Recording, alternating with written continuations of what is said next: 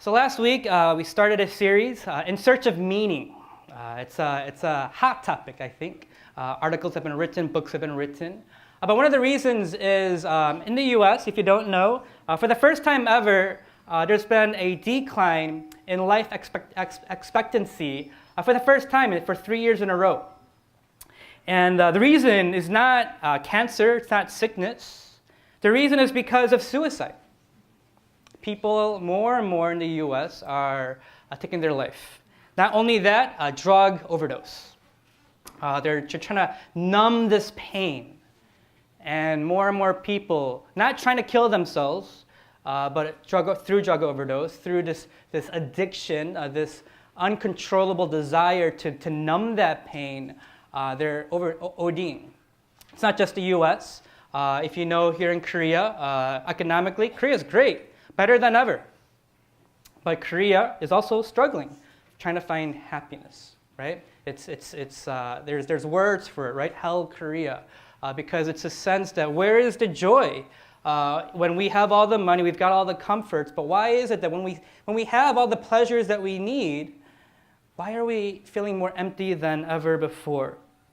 And as we talk about meaning today, and this idea of searching for meaning, I know for some of you, you listen to everything with a critical ear, which is good, I think. Some of you are skeptical, which I don't think is necessarily bad, because you don't want to be naive and just believe anything that you hear. But today, I'm going to ask you to listen with your heart. What does that even mean? Listen with your heart.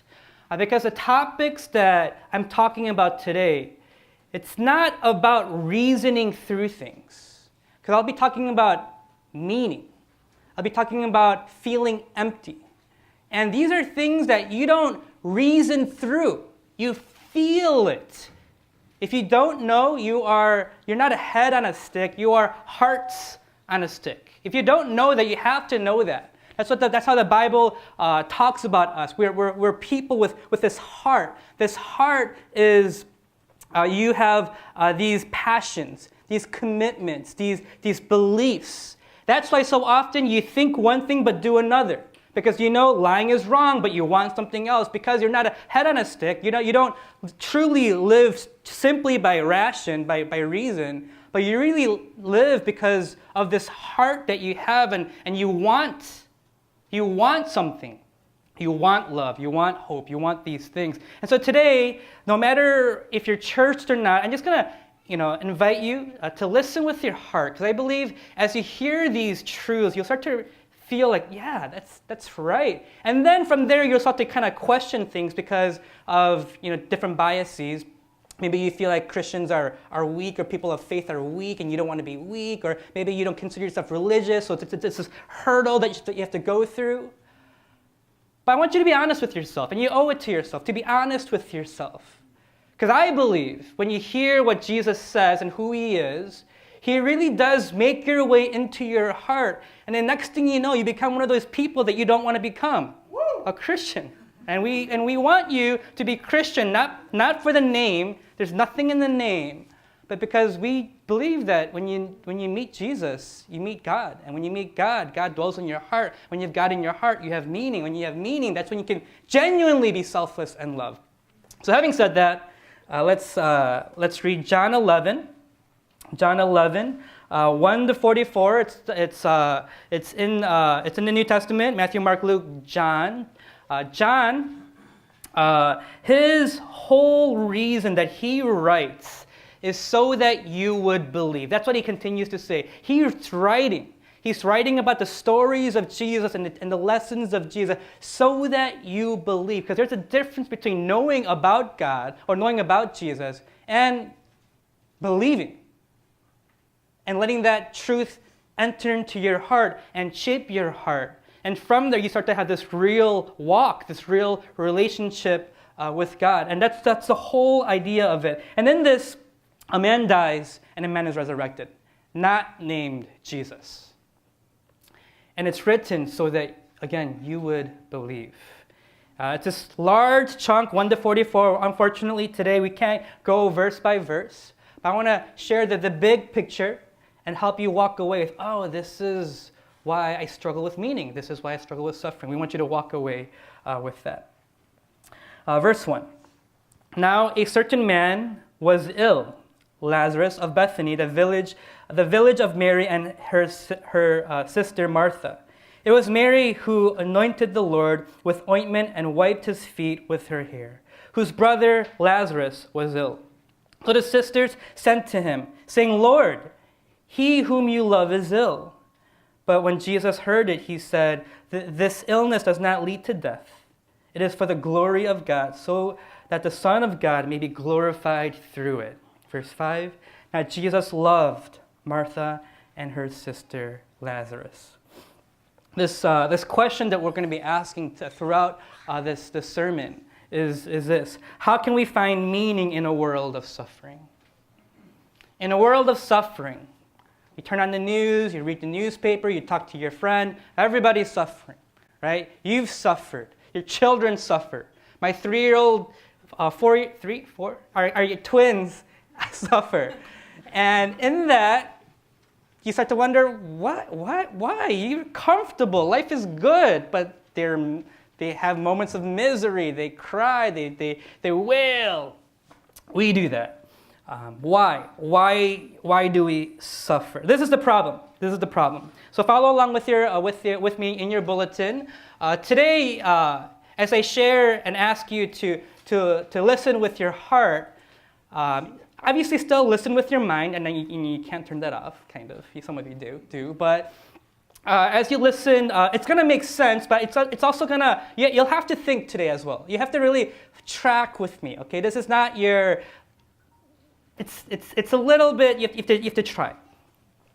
This is the problem. The problem is suffering is greater than meaning. The reason we have such a hard time finding meaning and keeping meaning is because there is suffering. Why? Because suffering has the power to destroy all that is meaningful. That's why you suffer. And John lays it out here. Because he's going to talk about suffering, he's going to talk about weeping, he's going to talk about death. But before he talks about all of that, he talks about love, right? He talks about what? Mary loved Jesus in verse 2. Mary who anointed the Lord with ointment and wiped his feet with her hair. This is this ointment that costs a lot of money as she anoints Jesus and weeps. It's a picture of her love, her devotion to Jesus. So she loves Jesus. And then Mary loves her brother, it says. And it also says that Jesus loves Lazarus. So he sets up this picture of love. And he wants us to know this. The reason you experience suffering is because there's meaning. Because you love something and because that thing is taken away, that's when you suffer. Right? That's why when someone you love is taken away, that's suffering, because there's meaning in that relationship. But you see how this works? There's a lot of bad things that happen that don't bother you, and you don't suffer from it, right? Modern day slavery, over 40 million people trafficked. It's a huge stat, right? The water crisis. It's a huge thing. Global poverty. Most of us, my guess is, if not all of us, we don't lose sleep because of it. Not because there's no meaning there, because it doesn't mean anything to you. And so you don't suffer. But you suffer because in all these ways you have meaning. And for Mary and Martha, they had meaning with Lazarus, a brother whom they loved. Suffering exists because there is meaning. But the bad news is, the problem is, suffering can destroy all meaning. And that's why it's so hard to live in this world. Emily Esfahani Smith, in the book Power of Meaning, talks about these experiences of suffering. As she does all this research, she talks about how all these experiences of suffering and how it impacts you. She says the experiences of suffering, also pose serious threats to finding meaning in life. They shatter our fundamental assumptions about the world. They can breed cynicism and hatred. They can throw us into despair and even drive us to want to end our lives. They can lead us to have troubled relationships, to lose our sense of identity and purpose, to abandon our faith, to conclude that we don't matter or that life is senseless, that it is all, as Shakespeare Macbeth says, sound and fury signifying nothing. This is why you find grumpy old men, because they weren't grumpy when they were young. They were happy and joyful, full of hope, full of life. They grow older, they get jaded, they get hurt, their heart closes, and they get grumpy. That's what happens for so many people.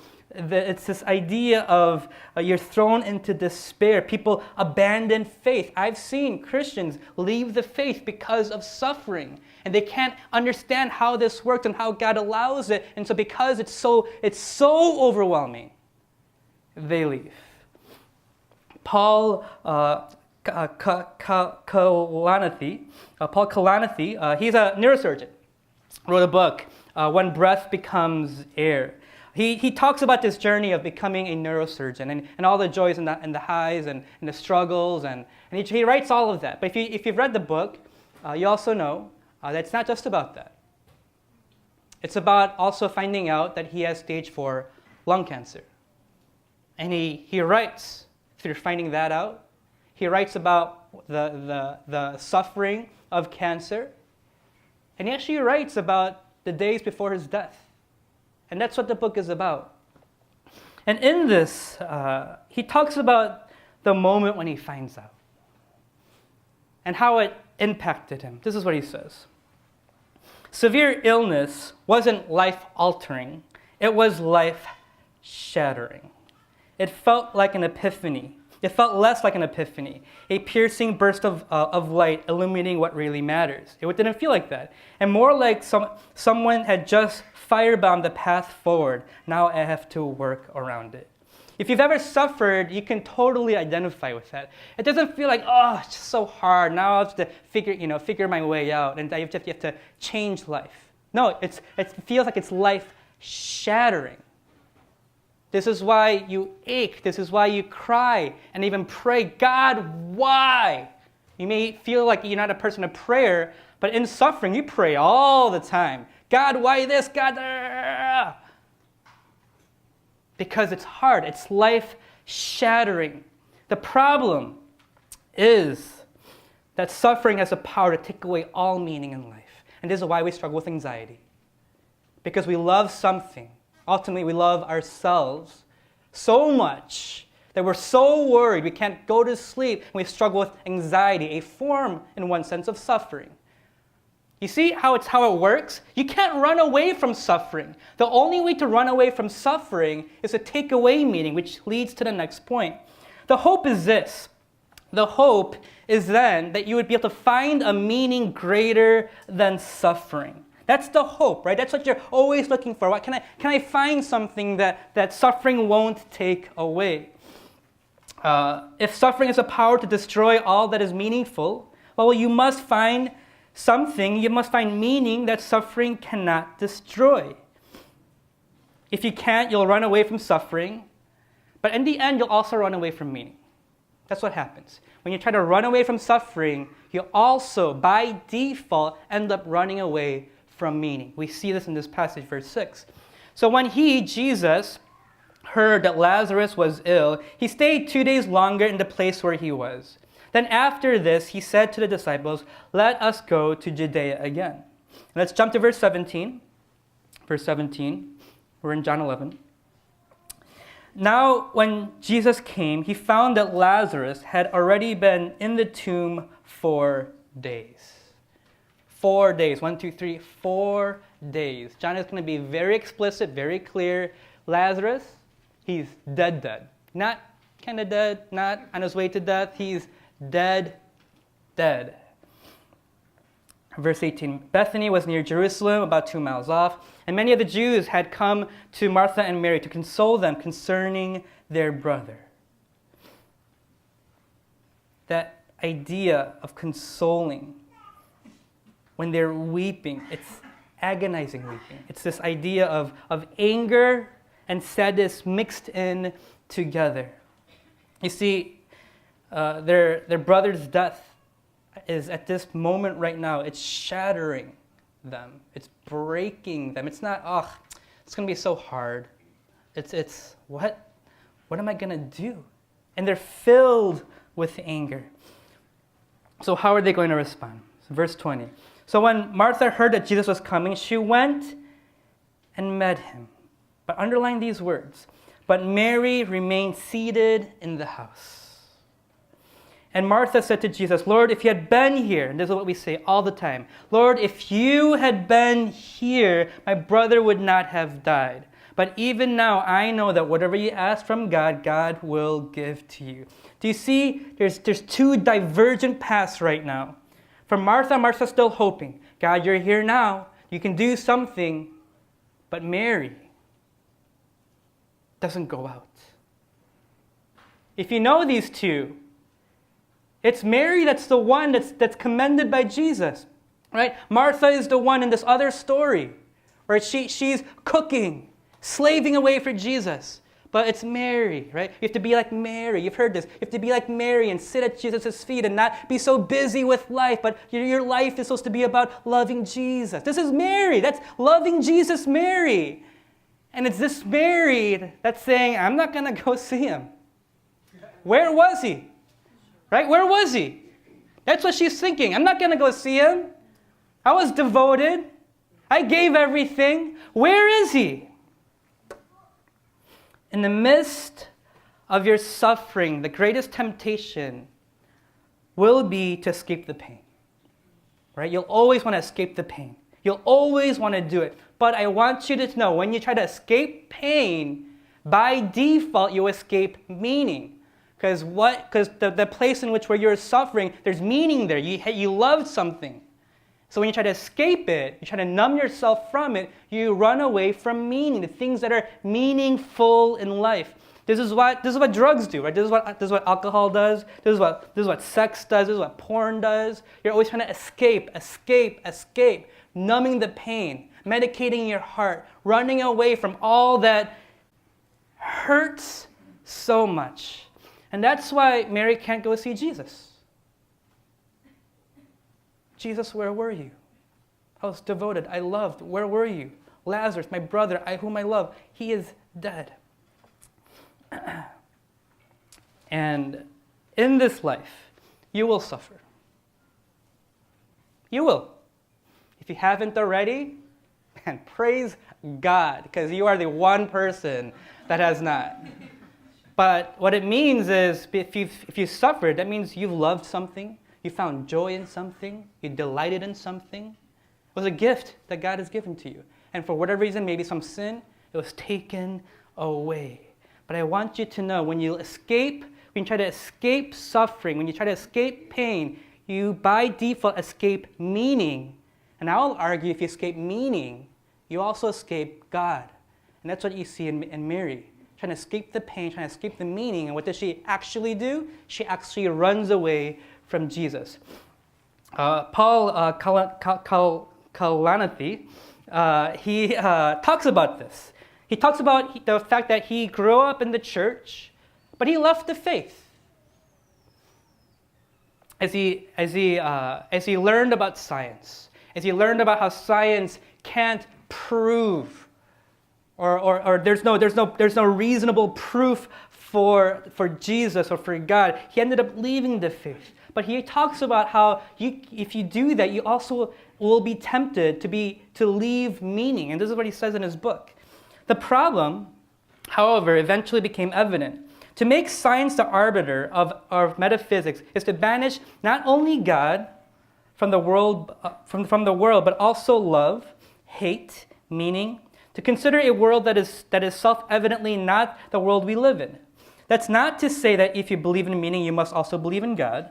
It is to say, though, that if you believe that science provides no basis for God, then you are almost obligated to conclude that science provides no basis for meaning, and therefore life itself doesn't have any. You see, what he's saying is, Science can't prove God because that's not what science does. Because science can't prove love and why you love and why you want love and why you crave love and hope and why you hope to hope and why you have this desire with you. Science can't explain that, is what he is saying. So he is saying if you leave God because you feel like science can't prove it, well, yeah, because that's not what science is for. And so it's because of this logic, he actually ends up going back to the faith. Because he realizes everything that he finds meaningful, sacrifice, redemption, forgiveness, it's these tenets of the Christian faith. And he realizes, because he listened to his heart, it's like, this is what I know. I know this to be good. I know this to be true. And this is what I hunger for.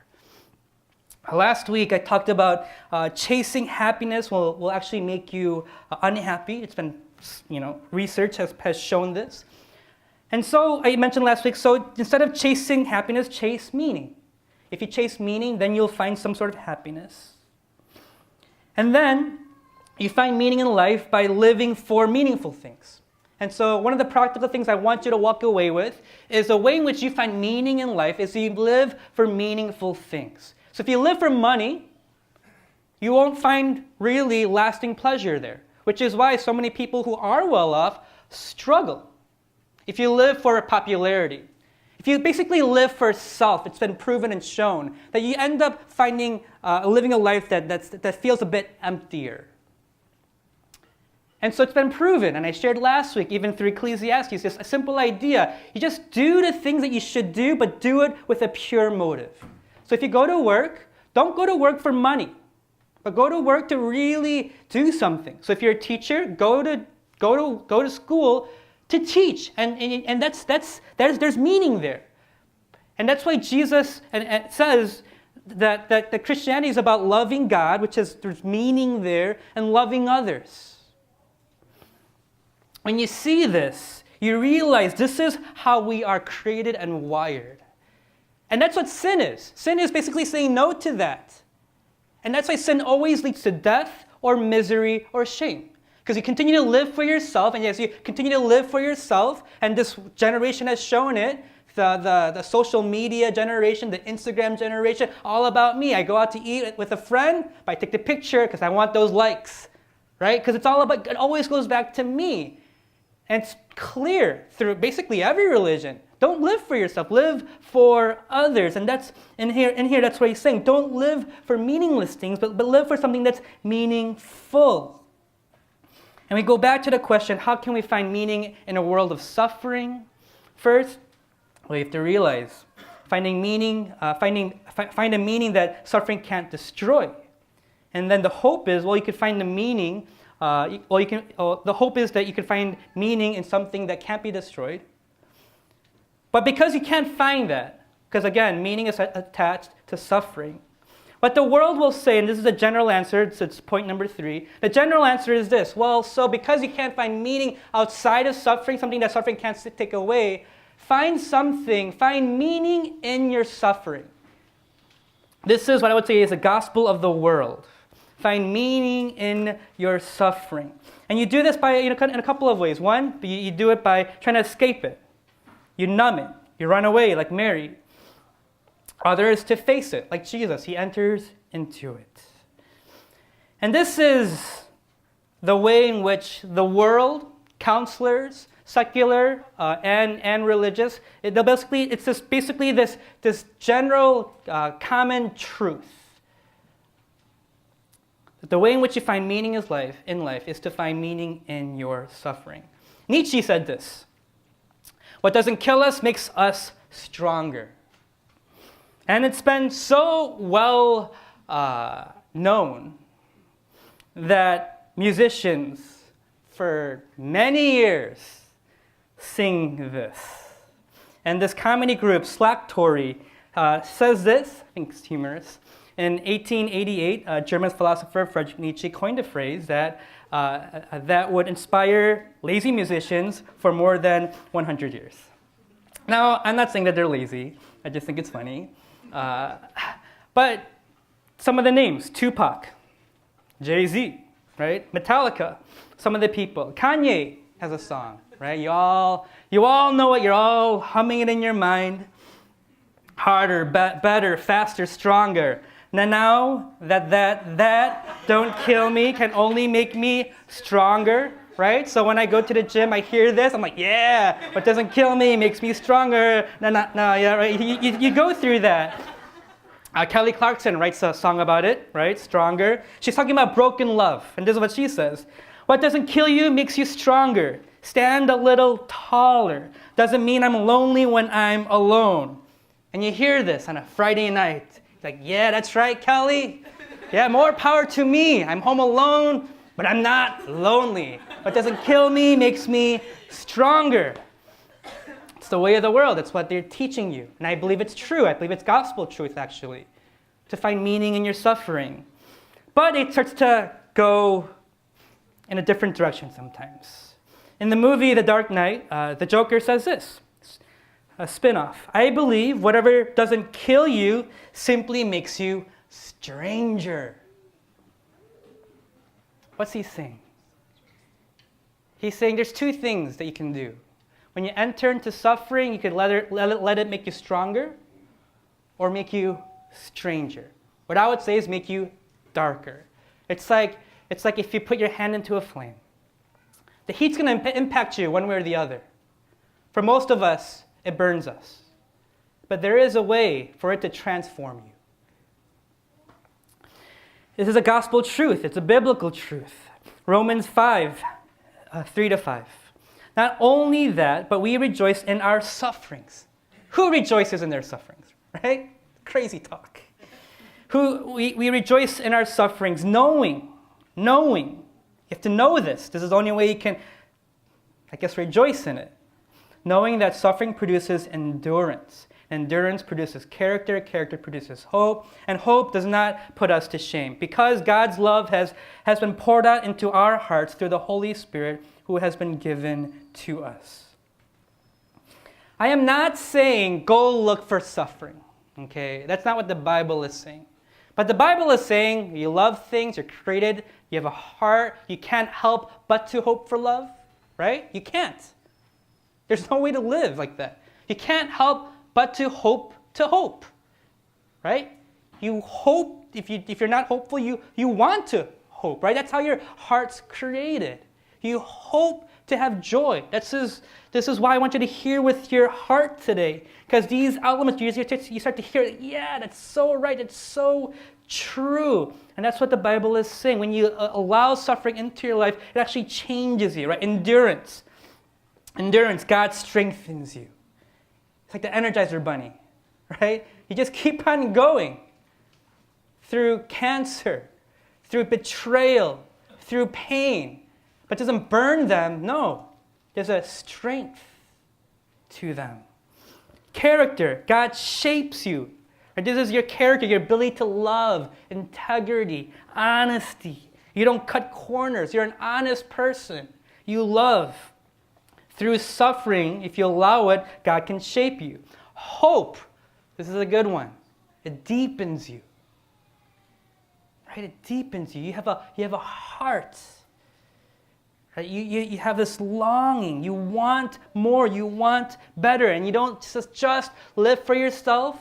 You want to, right? Live for others, to really help others, to really love others, to really be able to sacrifice for them. And it leads to no shame.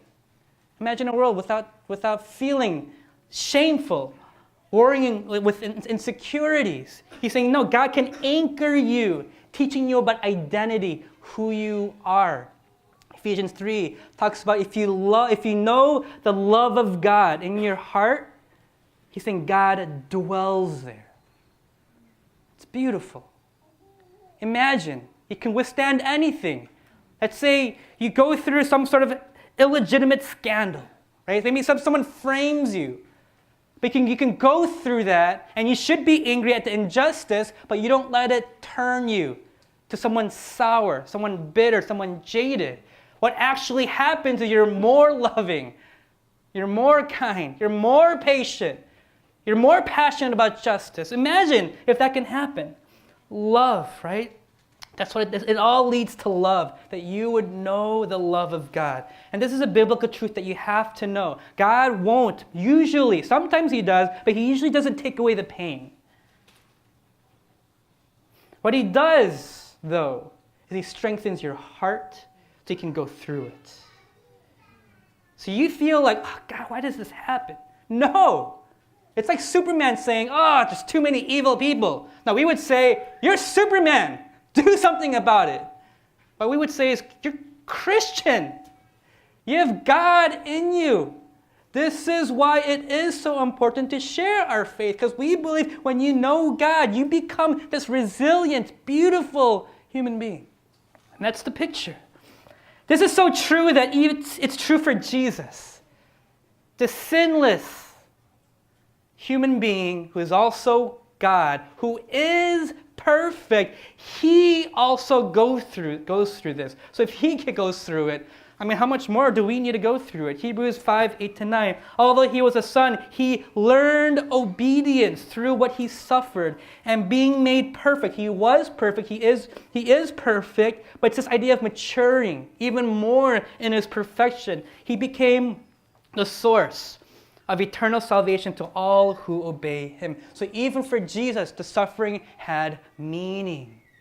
This is why Jesus can count it all joy for the joy set before him. Because he knows that suffering is not meaningless. And that's the message for you. The suffering that you go through is not meaningless. It's hard, it's painful, it'll be the hardest thing that you ever go through, but if you can go through it, oh, it changes you. Makes you beautiful, makes you strong. And so much so, Jesus, for Hebrews 4:15, for we do not have a high priest, talking about Jesus, who is unable to sympathize with our weaknesses. Because Jesus went through suffering, what it's saying is he now firsthand knows your struggles, knows your weaknesses. Different than every other religion, God knows your pain. This is why we will see Jesus weeps, because he knows. I think we see this here. Jesus is going through all of this right here in verse 28. When she had said this, she went and called her sister Mary, saying in private, "The teacher is here, and he is calling for you." When she heard it, she rose quickly and went to him. When Jesus had not yet come into the village, but was still in the place where Martha had met him. When the Jews who were with her in the house, consoling her, saw Mary rise quickly and go out, they followed her, supposing that she was going out to the tomb to weep there. Now, when Mary came to where Jesus was and saw him, she fell at his feet.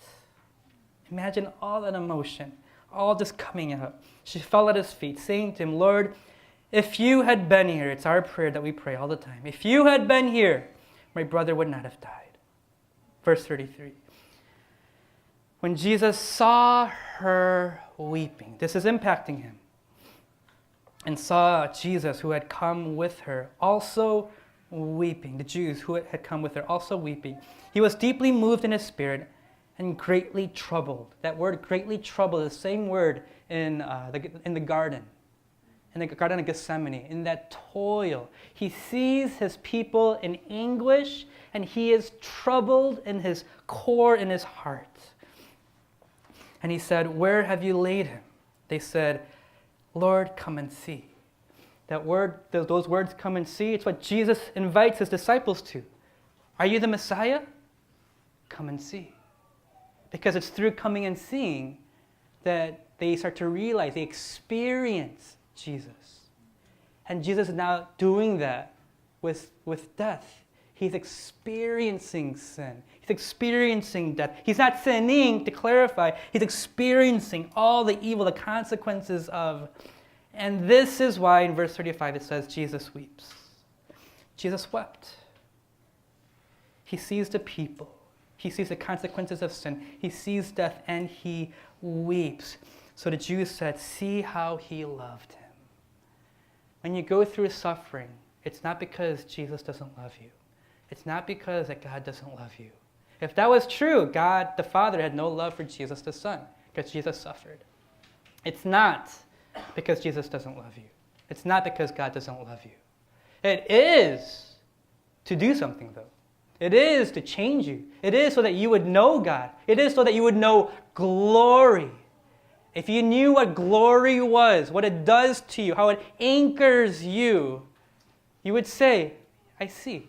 It is worth it. I need that in my heart. My heart's too fickle. It's too small. It's too weak. See, when he weeps, he's weeping because he sees the pain of the people. He hates death. He hates sin. And he loves Mary, Martha, Lazarus. He does this. He enters into the suffering, right? This is the whole point. He enters into the suffering so that through it he can transform it. He doesn't need to weep. Do you see that? He doesn't need to weep. He's gonna raise him. But he does so because he is resurrection, because he is life. Lucy Kalanithi says of her late husband Paul, says this lesson about life.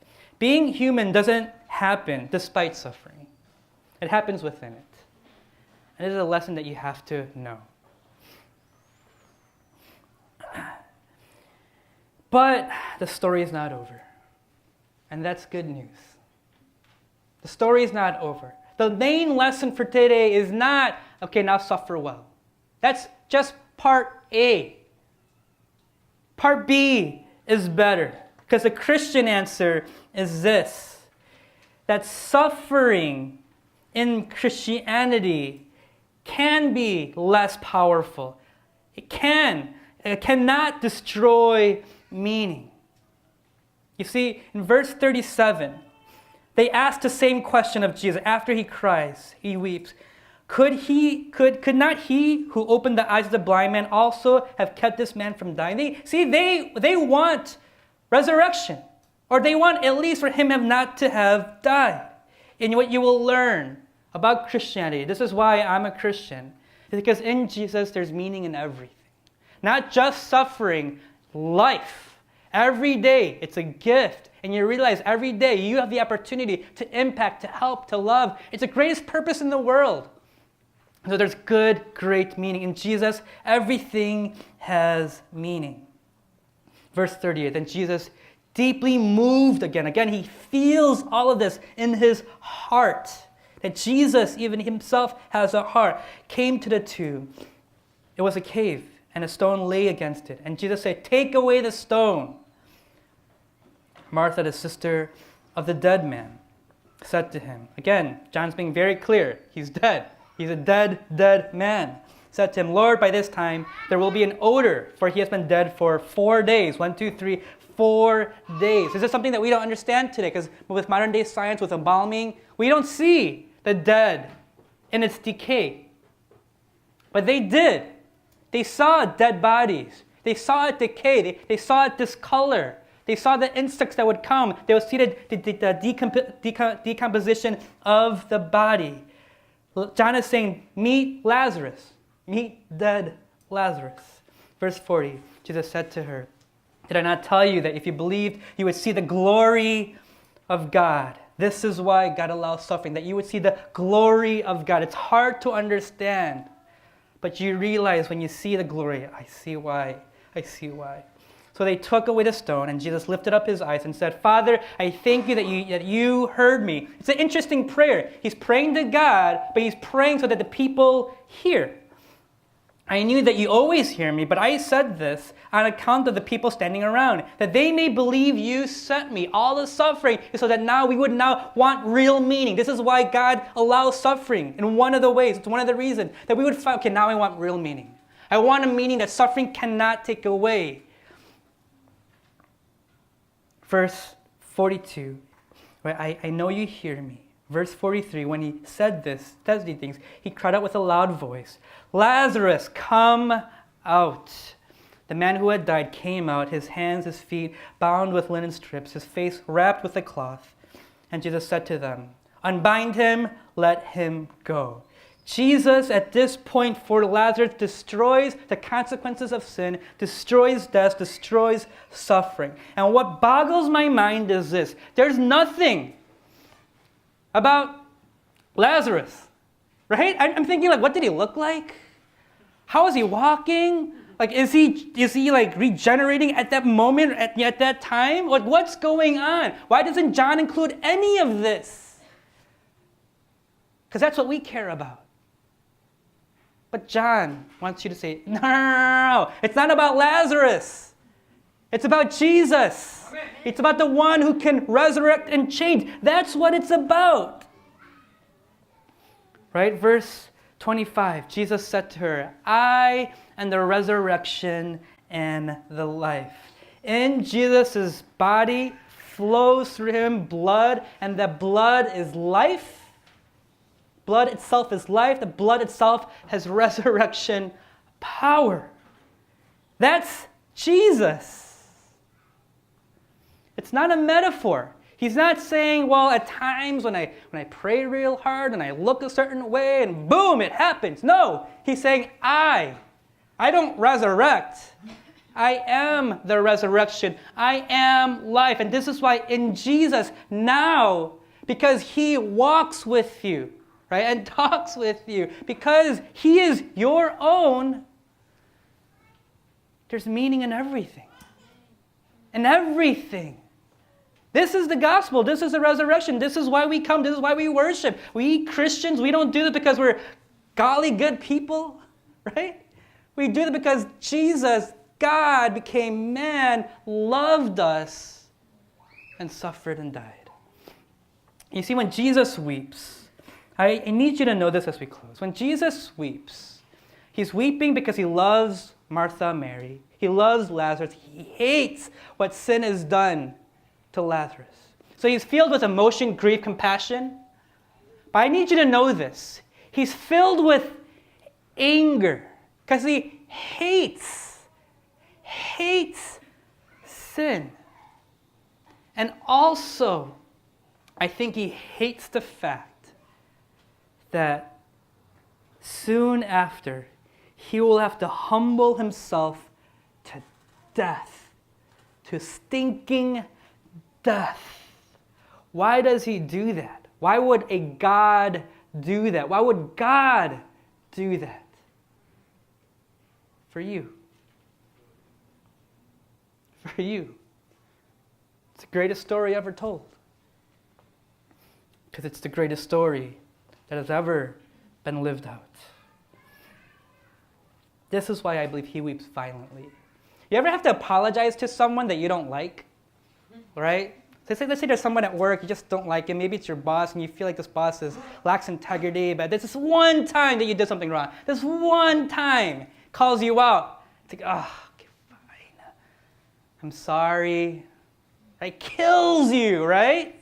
Because you have to submit yourself to that. And that's what Jesus does. Submits himself to death. Death on a cross. Why does he do that? For you, for me. He does it to destroy sin and death for resurrection. He invites you into a whole new way of life, a whole new world. That's what he invites you to. In that movie, Aladdin, the best part is when Aladdin, he's been chasing Jasmine for some time, and just by chance gets, is at the palace with the magic carpet, and she's like, ooh, magic carpet. And so Aladdin sees the opportunity. Jasmine, come on the carpet. I can show you the world. I can show you a whole new world, right? And then she says, really? Is it safe? What does Aladdin say? Trust me. And then she goes on. And then they sing, I can show you the world, right? Shining, shimmering, splendid. And then he says this, tell me, princess, now when did you last let your heart decide? That's a question I want to ask you. When's the last time you let your heart decide? Because you're protecting yourself. I believe you're protecting yourself through all the, well, I don't want to believe in God. I don't want, there's all of this, right? All of this baggage, all of this, like, I don't want to be associated with a Christian. But I'm asking you, listen to your heart. Because Jesus says, I am eternal life. I am resurrection and life. And because of me, now I will change all suffering into meaning. But there will be a day, a whole new world, shining, shimmering, splendid, right? It's going to be that place where there is no suffering, there is no more death. It's a story that's been told for generations, continues to be told. And because it touches the heart, you believe this is so true, this is what I want to believe, you are invited into this story. Jesus invites you, trust me, trust me. Trust me. I want to take you on a journey, show you the world, show you how to live. I will protect you. I will guide you. Give yourself to me. Trust me. Let's pray.